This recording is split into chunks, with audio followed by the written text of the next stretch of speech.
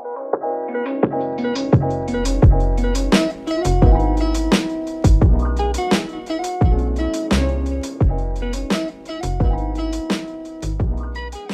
video ini, kami akan membahas dan mempelajari mengenai materi sedimentologi. Apa sih sebenarnya sedimentologi itu? Sedimentologi pada dasarnya merupakan suatu ilmu yang mempelajari pembentukan suatu lapisan yang terjadi akibat adanya pengendapan dan mengalami suatu transportasi. Objek utama dalam studi sedimentologi sendiri yaitu mengenai proses pembentukan sedimen, proses mekanisme transportasinya, lalu lingkungan serta proses pengendapan yang dihasilkan. Berikut merupakan proses mekanisme pengendapan dari suatu sedimen yang diawali oleh adanya pengendapan dari suatu pelapukan batuan. Lalu seiring berjalannya waktu, pengendapan lebih banyak terjadi. Selanjutnya, lapisan akan mengalami suatu pemadatan dan terakhir yaitu terjadi suatu sementasi di mana air akan keluar dari pori-pori serta material yang terlarut di dalamnya mengendap dan mengalami perekatan atau penyemenan. Berdasarkan proses endapannya, sedimentasi itu dikelompokkan sebagai berikut. Yang pertama ada sedimentasi akuatis. Sedimentasi akuatis ini terjadi pada air sungai yang terdapat pengendapan disebabkan material yang terbawa oleh air. Proses pengendapan akuatis mengandalkan kekuatan aliran air, yaitu ketika aliran kuat, maka material akan terbawa dan jika aliran melemah, maka material akan mengendap. Lalu jenis yang kedua, ada sedimentasi aeolis. Biasa disebut sebagai sedimentasi angin, yang merupakan pengendapan disebabkan material yang terbawa oleh hembusan angin. Hasil dari endapan jenis ini yaitu seperti gumuk pasir atau bukit pasir yang dapat ditemukan di gurun ataupun di pantai. Lalu yang ketiga ada sedimentasi marine. Biasanya dikenal sebagai sedimentasi air laut. Merupakan pengendapan yang disebabkan material yang terbawa oleh arus atau gelombang laut. Pengendapan jenis ini juga dapat disebabkan oleh pasang surut air laut. Lalu yang keempat, ada sedimentasi glasial atau gletser, yang dimana merupakan suatu pengendapan oleh gletser kemudian membentuk sebuah lembah. Ketika musim semi tiba, maka akan terjadi pengikisan gletser yang meluncur menuruni lembah dan membawa material batuan ataupun tanah. Lalu, berdasarkan lokasi endapan ataupun berdasarkan tempat terjadinya endapan, pengendapan dapat dikelompokkan menjadi 5 jenis, yaitu diantaranya yang pertama, ada sedimen teristris, merupakan pengendapan yang terjadi di daratan ataupun dataran banjir. Lalu yang kedua, ada sedimen fluvial, merupakan pengendapan yang terjadi di dasar sungai dan akan menyebabkan pendangkalan sungai. Lalu yang ketiga, ada sedimen limnis, merupakan pengendapan yang terjadi di daerah rawa-rawa. Yang keempat, sedimen marine, merupakan pengendapan yang terjadi di perairan laut. Lalu yang kelima, sedimen lacustris, merupakan pengendapan yang terjadi di dasar danau. Lalu, terdapat dampak sedimentasi, yaitu merupakan beberapa penampakan alam yang terbentuk sebagai dampak dari akibat sedimentasi, yang yaitu diantaranya adalah yang pertama ada delta. Delta merupakan endapan tanah yang terdapat di muara sungai. Bentuk-bentuk delta antara lain seperti delta kipas, delta kaki burung, ataupun loben, serta delta runcing. Lalu, dampak yang dihasilkan ada tombolo. Tombolo merupakan endapan pasir yang menghubungkan daratan dengan pulau yang berada di dekat pantai. Yang ketiga, ada nehrung. Nehrung merupakan endapan pasir tepi pantai yang melintang seperti lidah. Nehrung ini banyak dijumpai di sekitar teluk atau estuaria. Lalu yang kelima ada dataran banjir. Dataran banjir merupakan dataran yang berada di bagian kanan maupun kiri dari sungai, serta terbentuk akibat luapan saat banjir. Selanjutnya kita akan menjelaskan mengenai tekstur batuan sedimen. Unsur dari tekstur batuan sedimen ini terbagi menjadi 3. Yang pertama fragmen, kedua matriks, dan selanjutnya semen. Fragmen sendiri merupakan butiran yang berukuran lebih besar daripada pasir. Sementara matriks, butiran yang berukuran lebih kecil dari fragmen, diendapkan bersama-sama dengan fragmen. Semen merupakan material halus yang menjadi pengikat dan diendapkan setelah fragmen dan matriks. Semen umumnya berupa silika, kalsit, sulfat, atau oksida besi. Selanjutnya yaitu ukuran butir sedimen. Ukuran butir sedimen ini ditentukan melalui skala Wentworth. Dapat dilihat pada tabel tersebut. Ukuran butir terbagi menjadi bongkah, brangkal, kerakal, kerikil, pasir, lanau, lempung.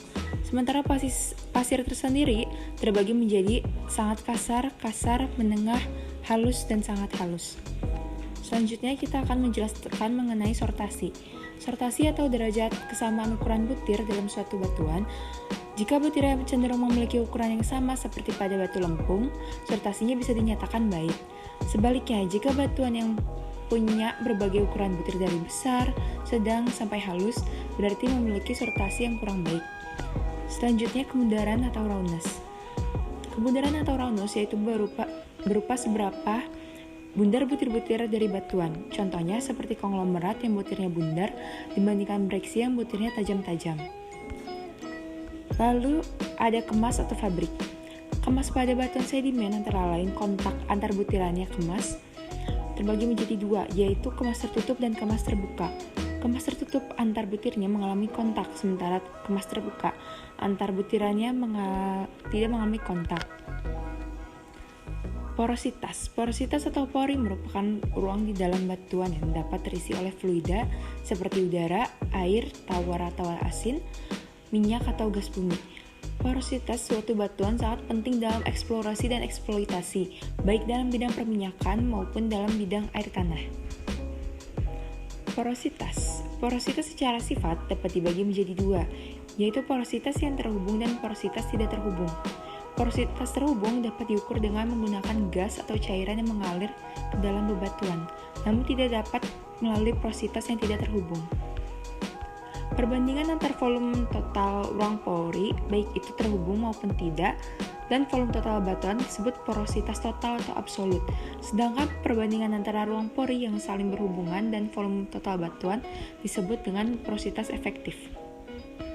Terdapat beberapa faktor yang mempengaruhi porositas. Yang pertama yaitu ukuran butir atau grain size. Semakin kecil ukuran butir, maka rongga yang terbentuk akan semakin kecil pula. Dan sebaliknya, jika ukuran butir besar, maka rongga yang terbentuk juga semakin besar. Yang kedua, bentuk butir atau sphericity. Batuan dengan bentuk butir jelek akan memiliki porositas yang besar.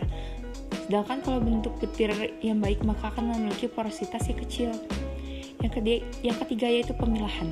Apabila butiran baik, maka ada keseragaman sehingga porositasnya akan baik pula. Yang keempat yaitu komposisi mineral. Apabila penyusun batuan terdiri dari mineral-mineral yang mudah larut seperti golongan karbonat, maka porositasnya akan baik. Yang kelima yaitu sementasi. Material semen pada dasarnya akan mengurangi harga dari porositas. Yang terakhir yaitu kompaksi. Adanya kompaksi dan penempatan akan mengurangi harga dari porositas. Permeabilitas didefinisikan sebagai ukuran media berpori untuk meloloskan atau melewatkan fluida. Apabila media berpori tidak saling berhubungan, maka batuan tersebut tidak mempunyai permeabilitas. Oleh karena itu, ada hubungan antara permeabilitas batuan dengan porositas efektif. Di dalam batuan reservoir fluida yang mengalir biasa lebih dari satu macam, sehingga permeabilitas dapat dibagi menjadi 3. Yang pertama yaitu permeabilitas absolut. merupakan harga permeabilitas suatu batuan apabila fluida yang mengalir melalui pori-pori batuan hanya terdiri dari satu fasa. Contohnya yang mengalir hanya gas atau minyak. Yang kedua, permeabilitas efektif merupakan permeabilitas bila fluida yang mengalir lebih dari satu macam. Contohnya yang mengalir pada batuan reservoir, yaitu minyak, gas, dan air. Yang ketiga, permeabilitas relatif merupakan perbandingan antara permeabilitas efektif dengan permeabilitas absolut. Terdapat beberapa faktor yang ikut mempengaruhi permeabilitas, antara lain yaitu bentuk dan ukuran butir, sementasi, retakan, dan pelarutan. Pada bentuk dan ukuran batu, jika batuan disusun oleh butiran yang besar, pipih, dan seragam dengan dimensi horizontal lebih panjang, maka permeabilitas horizontal akan lebih besar. Pada sementasi, permeabilitas dan porositas batuan sedimen sangat dipengaruhi sementasi dan keberadaan semen pada pori batuan. Sedangkan pada retakan dan pelarutan, pada batuan pasir, retakan tidak dapat menyebabkan permeabilitas sekunder.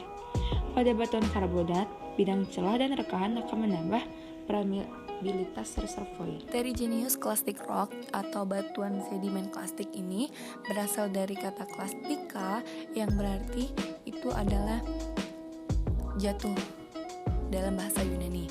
Menurut Petitjohn 1975, batuan sedimen terbentuk dari pengendapan kembali. Batuan ini berasal dari batuan sebelumnya, baik berupa batuan beku ataupun batuan sedimen itu sendiri. Pengertian lain dari batuan sedimen klastik itu merupakan salah satu jenis batuan sedimen atau batuan endapan yang dihasilkan dari proses sedimentasi batuan beku atau batuan sebelumnya. Bisa itu batuan sedimen itu sendiri. Proses terbentuknya batuan sedimen klastik ini diawali dengan pelapukan batuan sedimen itu sendiri. Asal mula batuan sedimen klastik itu akibat dari proses-proses yang menyangkut siklus sedimentasi, yaitu berupa pelapukan, erosi, transport, sedimentasi, dan diagenesa. Selanjutnya dalam batuan klastik ini ada juga batuan sedimen karbonatan. Batuan sedimen karbonatan ini ialah batuan sedimen yang memiliki kandungan material karbonat lebih dari 50%. Batuan itu dapat dikatakan sebagai batuan karbonat jikalau kandungan karbonat atau CaCO3 dalam batuan sedimen tersebut lebih dari 50% dan tidak dapat dikatakan batuan karbonat jika kurang dari 50%.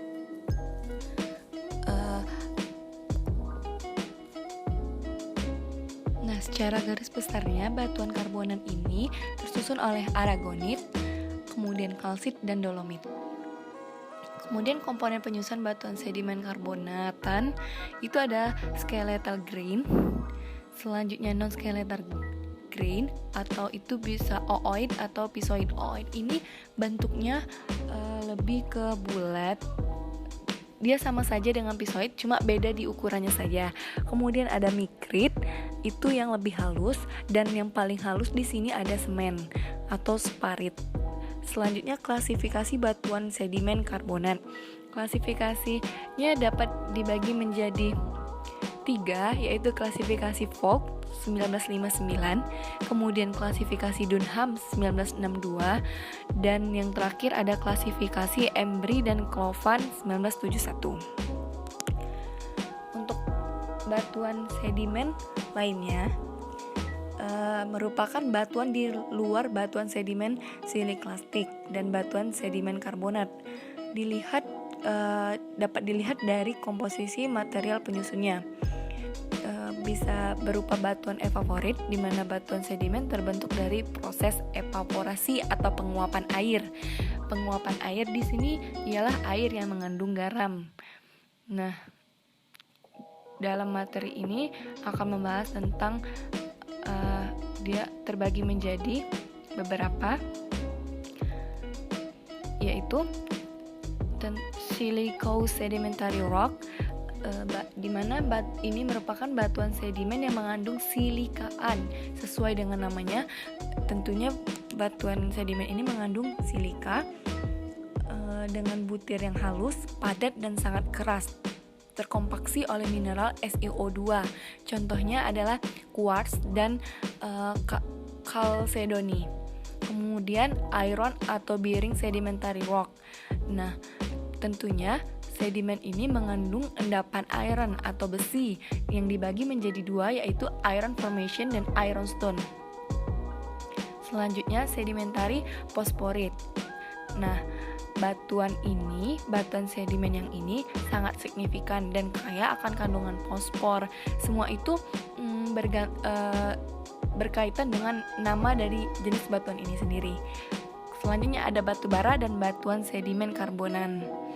Nah, batu bara itu merupakan batuan yang tersusun oleh zat tumbuhan yang teralterasi dan membusuk. Nah, batu bara ini sebenarnya itu merupakan batuan sedimen yang bioklastik karena dia berhubungan juga secara langsung prosesnya itu dengan tumbuh-tumbuhan. Nah, selanjutnya struktur batuan sedimen. Struktur batuan sedimen itu ada beberapa. Yang pertama ada perlapisan atau bedding. Itu terbentuk ini khususnya pada batuan sedimen. Kemudian ada laminasi. Laminasi ini sebenarnya sama saja dengan perlapisan, cuma beda di ukuran saja. Laminasi ini ukurannya lebih kecil daripada perlapisan biasanya. Kemudian ada cross bedding seperti persilangan pada lapisan itu terlihat pada gambar ini. Kemudian ada mud crack, itu seperti tanah yang mecah. Nah, kemudian ada ripple mark. Selanjutnya ada channel, ada flood cast dan flame structure. Kemudian lenticular bedding, ball and pillow structure. Dan itulah penjelasan mengenai heterogeneous clastic rock dan tekstur batuan sedimen.